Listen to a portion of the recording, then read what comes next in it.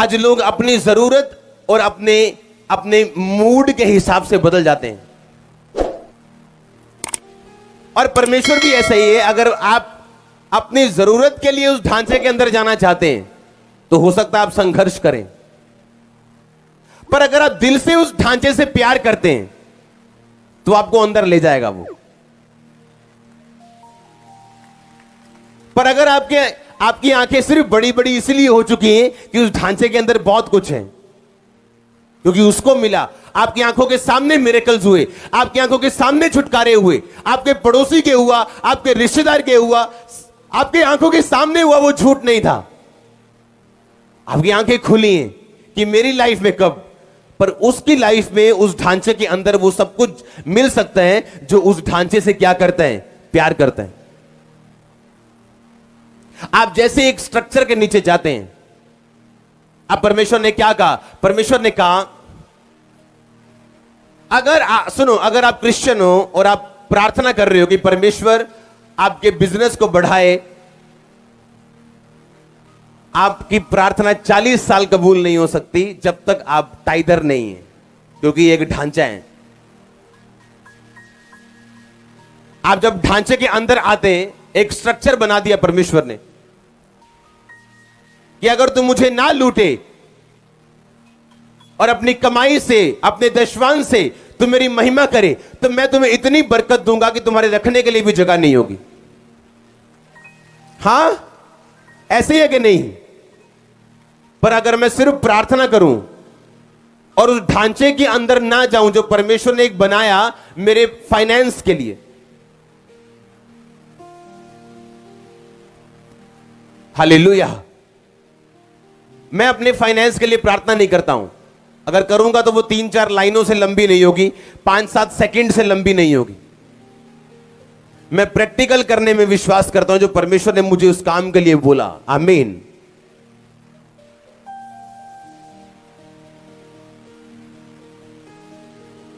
Hallelujah.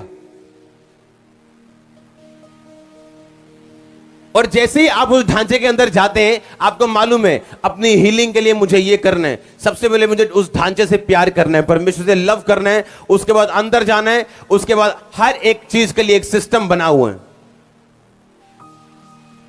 मुझे इंपार्टेशन चाहिए, मुझे अधीनगी करनी, मुझे फाइनेंस में बढ़ना है तो परमेश्वर ने मिनिस्ट्रीज ठहराई, काम ठहराए, जहां आप काम करते हैं परमेश्वर का बोते हैं तो परमेश्वर आपको बढ़ाते हैं। आपको हीलिंग चाहिए, आप हीलिंग मिनिस्ट्री में जाते हैं, आप प्रार्थना करते हैं, उसके कोड़े खाने से मैं चंगा हो चुका हूं, कन्फेस करते हैं, प्रेयर होती है, आप हील होते हैं। हर एक चीज के लिए एक ढांचा बनाया परमेश्वर ने। आप इमेजिन करो अगर वो अंधा उस रोड पे ना होता, कहीं और होता, तो यीशु मसीह उसे कभी भी चंगा ना करते। हाँ, और आपने कभी यीशु मसीह को ऐसे चलते नहीं देखा होगा कि यीशु मसीह जा रहे हैं और अंधा बैठा है। आप जानते हैं यीशु मसीह ऐसे बीमारों को चंगा नहीं करते जैसे आप सोचते हैं। अगर कोई अंधा बैठा है तो वो बैठा है, यीशु मसीह से चंगा नहीं कर रहे जब तक उस अंधे ने आके डिमांड नहीं की कि परमेश्वर मुझे छुओ, मैं चंगा होना चाहता हूं। यीशु मसीह ने फिर क्वेश्चन किए, क्या तू विश्वास करता है मैं तेरे लिए ये कर सकता हूं? हाँ, मैं विश्वास करता हूं। ऐसे हीलिंग होती थी, डिमांड करने से, उस ढांचे के अंदर जाने से, जो चीज मुझे चाहिए उस पर डिमांड करने से। आमीन। आपको अगर कपड़े चाहिए तो मॉल के अंदर एंट्री करने से कपड़े नहीं मिलते, फिर कपड़े की शॉप ढूंढनी पड़ती, वहां जाना पड़ता है, रेट करना पड़ता है, फिर आप लेते हो। हाँ या ना? अगर ज्वेलरी चाहिए तो कपड़े की दुकान पे नहीं मिलती, आपको उसी शॉप पे जाना पड़ता है। हाँ या ना? और जैसे ही आप इस ढांचे में प्रवेश करते हो, आप देखते हो कि मुझे इस जीवन में रहने के लिए और टेस्टिमनी देने के लिए, परमेश्वर में खड़े रहने के लिए क्या चाहिए, और आप उस चीज पे काम करना शुरू करते हो। हालेलुया। आप इमेजिन करो, जैसे ही मैं जब अफ्रीका में जाता था अपने फादर के पास, और मैं वापस आके लोगों को बोलता था, अब देखना कैसे काम होते हैं, ऐसे क्यों? अब देखना कैसे चर्च बढ़ती, ऐसे क्यों? क्योंकि मुझे पता होता था कि मैं एक बीज बो के आया हूं जो मुझे फल देने वाला है। वो मेरा एक 100% कंफर्मेशन होती थी बाइबल के वर्ड की, कि जो मैं बोऊंगा तो काटूंगा, हाँ या ना? तो मेरे को मालूम होता था कि मैं एक बीज बो के जा रहा हूं, तो इंडिया मेरा सेम नहीं है जब मैं जाऊंगा तो। और ऐसा होता था, क्यों? क्योंकि मैं एक स्ट्रक्चर में, एक ढांचे में चला गया और अपने विषय में मैंने काम किया और प्रार्थना की। हालेलुया।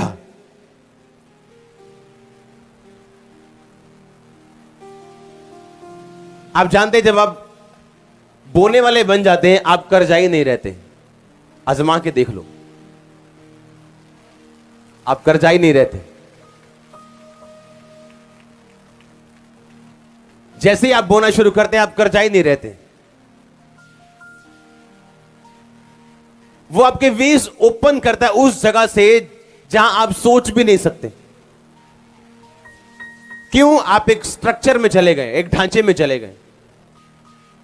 उस ढांचे में अगर मेरे को हीलिंग चाहिए तो मैं हीलिंग स्क्रिप्चर्स पढ़ूंगा, उसके कोड़े खाने से मैं चंगा हो चुका हूं, मैं मनन करूंगा, मैं प्रभु भोज को लूंगा, मैं प्रार्थना में जाऊंगा, उस विषय के लिए डिमांड करूंगा और प्रभु मुझे हील करेंगे। पतरस लिखा, जब उसने सब लोगों को जवाब दिया, जब लोग कहते थे कि ये कौन है, 120 लोग लगता है शराब पिए, दारू पिए इन्होंने। पतरस कहता, हम प्रार्थना कर रहे थे योएल नबी की पुस्तक से कि अंत के दिनों में तू अपना आत्मा सब मनुष्यों के ऊपर उंडेलेगा। कहता उस वचन में से हम प्रार्थना कर रहे थे तो परमेश्वर ने अपनी आत्मा को उंडेला।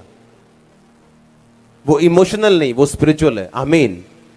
अगर आप स्पिरिचुअल और इमोशनल होकर मांगेंगे, प्रभु मुझे चंगा कर, और ये नहीं बताएंगे बाइबल में लिखा है उसके कोड़े खाने से मैं चंगा हो चुका हूं, आप अपना केस फाइट करेंगे, अपने केस के लिए लड़ेंगे। ढांचे के अंदर सब कुछ मौजूद है जो आपको चाहिए, लेकिन आपको काम करना पड़ेगा।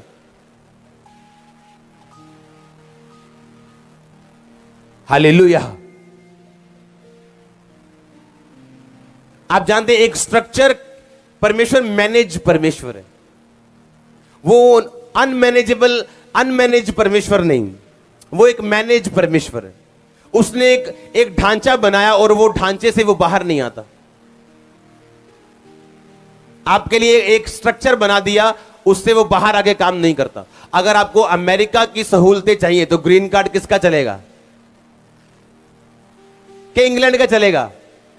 हां, अगर इंग्लैंड की सहूलतें चाहिए, ग्रीन कार्ड किसका चलेगा?